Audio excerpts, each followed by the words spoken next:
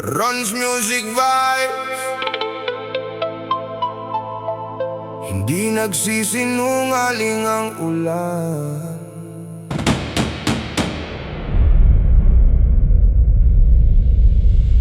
Kapag bumuhos ang langit, lumilitaw ang mga bita na matagal nang tinatakpan.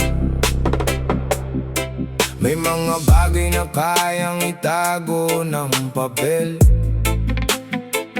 pero hindi kayang itago ng panahon. At kapag nagsalita ang kalikasan, tahimik na napapahiyang kasinungalingan. Unang buhos pa lang, lubog na ang lansangan. Mga paanang masaputik ang dinaraanan. Bakit taon-taon iisa ang eksena? Parang walang natutunan ng nakaraan. May mga pangakong nakasulat sa papel, pero sa realidad tila usok lang sa hangin. Ng pondo'y para sana sa kinabukasan, ngunit bakit ang hirap siya pa rin dinadatnan?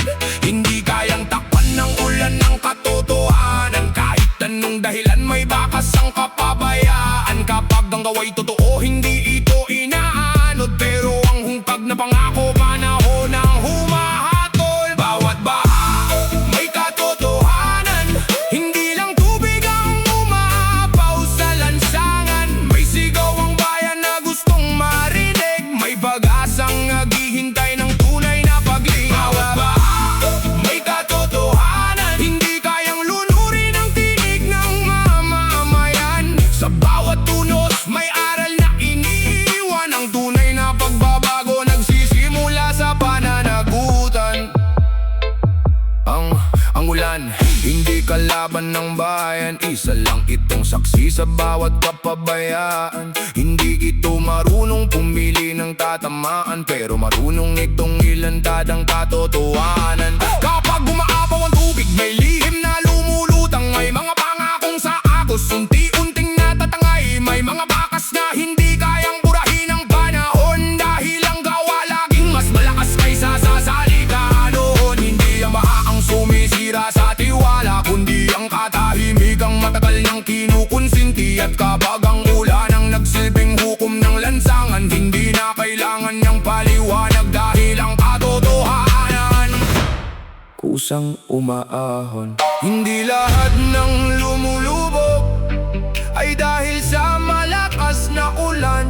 Minsan nilulunod tayo ng mga pangako hanggang salita lang. At kapag ang kalikasan na ang nagsalita, wala nang kayang takpan ang katotohanan.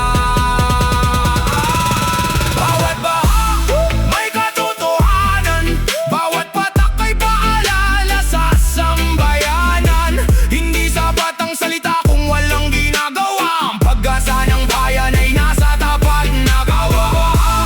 May katotohanan, hindi kayang itago ng ulan ang katotohanan. Kapag ang puso'y para sa kapwa at sa bayan, kahit matapos ang bagyo, sisikat pa rin ang araw.